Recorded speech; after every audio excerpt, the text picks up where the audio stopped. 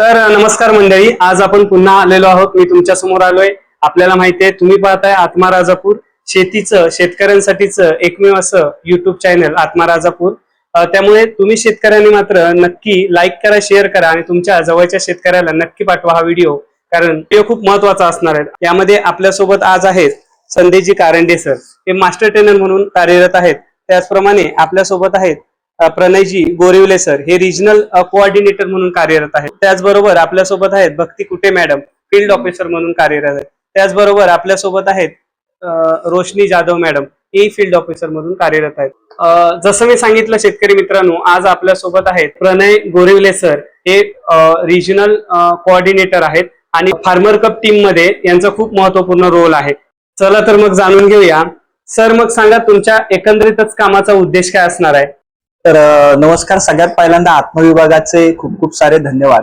आणि जी farmer cup स्पर्धा आता सध्या संपूर्ण महाराष्ट्रामध्ये घेतली जाते, तिचं मुख्य उद्देश आपण पाहिलं तर शेतीमध्ये अनेक समस्या सध्या आहेत. कुठेतरी बी बियाण्याची अडचण आहे, बोगस बियाणं मिळतंय, खर्च वाढत चाललाय, मजुरी मिळत नाहीये, हवामान बदलत चाललंय. तर ह्या अनेक ज्या काही समस्या आहेत, तर या स्पर्धेच्या निमित्तानं या समस्या सोडण्यावरती आपण भर देतोय. आणि मुख्य दोन गोष्टी आपण ह्या स्पर्धेचा उद्देश म्हणून आपण पाहतोय. त्यातलं पहिलं उद्देश हाच आहे की शेतीतला जो काही खर्च वाढतोय, तो वाढता खर्च हा कमी करणं. आणि दुसरं उद्देश आपण असं म्हणू शकतो की आपण हे सगळं उत्पादकता वाढवण्यासाठी करतोय. तर शेतीची उत्पादकता वाढवणं हा या स्पर्धेचा दुसरा उद्देश आहे. धन्यवाद सर.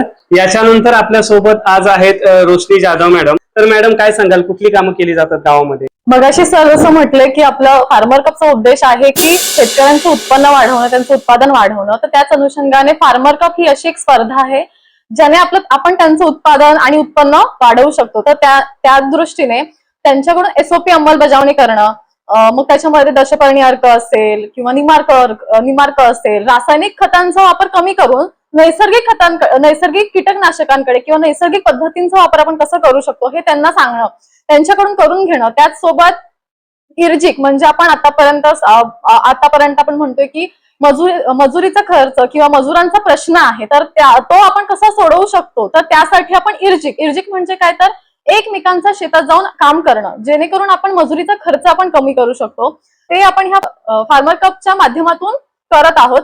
त्याचसोबत हवामान अनुकूल शेती करणं, मग त्याच्यामध्ये सुधारित वाणांची निवड असेल, वेगवेगळ्या एसओपीची अंमलबजावणी करणं असेल, मग ते कशा पद्धतीने, तर आपण ते गटाच्या माध्यमातून करणं अपेक्षित आहे. फार्मर कप ही स्पर्धा ही गट शेती यासाठी आहे. गटाने एकत्रित येऊन आपण शेती करणं आणि त्या दृष्टिकोनातून आपली शेतीचं उत्पादन वाढवणं आणि उत्पन्न वाढवणं हे ह्या फार्मर कपच्या माध्यमातून आपण करत आहोत. यानंतर आपण वळणार आहोत. आपल्यासोबत भक्ती कुटे मॅडम आहेत. तर त्यांना मी हे विचारणार आहे की एकंदरीतच या फार्मर कपमुळे शेतकऱ्यांना याचा नेमका काय फायदा होणार आहे?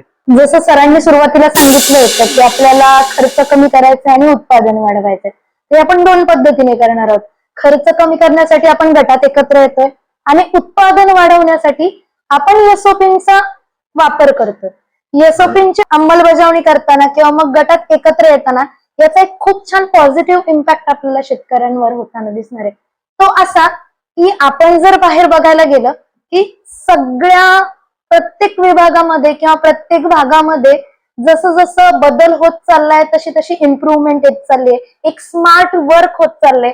पण शेतीच्या विषयात आपल्याला ते होताना दिसत नाही. तर बदलणाऱ्या हवामानानुसार, बदलणाऱ्या परिस्थितीनुसार हे जे शेतकरी फार्मर कपच्या माध्यमातून एकत्र येतील, त्यांच्या शेतीमध्ये नक्कीच काहीतरी पॉझिटिव्ह किंवा स्मार्ट वर्क होताना आपल्याला दिसेल किंवा स्मार्ट काहीतरी बदल होताना आपल्याला इथे दिसणार आहे. याच स्पर्धेच्या माध्यमातून आपलं उत्पादन देखील वाढणार आहे आणि खर्च तर कमी होणारच आहे. त्या दृष्टीने शेतकरी जर प्रयत्न करत गेले तर शेतीकडे ते एक व्यवसाय म्हणून बघू लागतील. म्हणजे एक व्यवसायाच्या दृष्टीने शेतीची वाटचाल होईल आणि पुढे जाऊन याचा फायदा शेतकऱ्यांना प्रचंड प्रमाणात दिसून येणार आहे.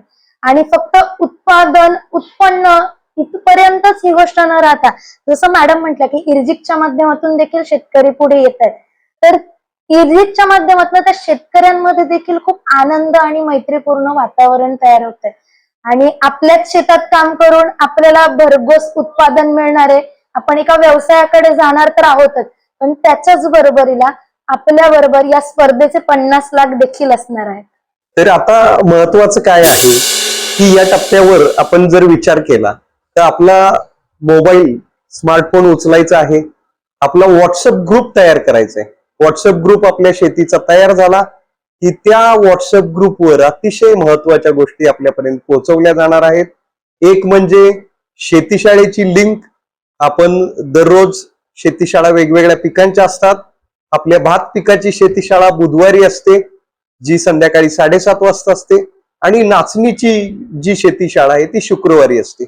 आपल्या शेतातल्या ज्या काही या पिकांसंदर्भित सुधारित पद्धती आहे याचं मार्गदर्शन आपल्याला या शेतीशाळेद्वारे तज्ज्ञ मंडळी करत असतात. त्यासोबत दुसरं आहे की आपल्याला वारंवार छोट्या छोट्या पद्धतीनं व्हॉट्सअप ग्रुपवर आपल्या तालुक्यातील मेंटॉर्स म्हणजेच आपले गट शेतीचे कोच हे आपल्याला मार्गदर्शन करणार आहेत. तर ते मार्गदर्शन करण्यासाठी एसओपी दूत म्हणून सुद्धा काम करणार आहेत. तर मला वाटतं हे महत्वाचं आहे आपल्या शेतीचं उत्पन्न वाढवण्यासाठी, आपला खर्च कमी करण्यासाठी आणि बक्षीस जिंकण्यासाठी. या सगळ्यांसाठी तुम्हाला शुभेच्छा. मला वाटतं ह्या 2 गोष्टी आपण लवकरात लवकर करूयात आणि पुढच्या प्रक्रियेसाठी आपण जाऊया. धन्यवाद. तर मंडळी पाहिलं, इच्छा आहे तिथे मार्ग नक्कीच मिळणार आहे. आपल्याला मात्र मार्ग शोधता आला पाहिजे आणि सगळ्यात महत्वाचं म्हणजे असे युट्यूब चॅनल पण शोधता आले पाहिजेत. आपलं हक्काचं शेतीचं युट्यूब चॅनल आत्मा राजापूर नक्की शेअर करा, नक्की लाईक करा आणि तुमचे कमेंट्स करा, कारण तुमचे कमेंट्स हेच आमच्यासाठी खूप महत्वपूर्ण असतात आणि त्या अनुषंगानेच आम्ही नवीन नवीन व्हिडिओ तुमच्या समोर घेऊन येत असतो. तर पुन्हा एकदा आपण भेटू एका नवीन व्हिडिओमध्ये. तोपर्यंत नमस्कार. जय हिंद, जय महाराष्ट्र.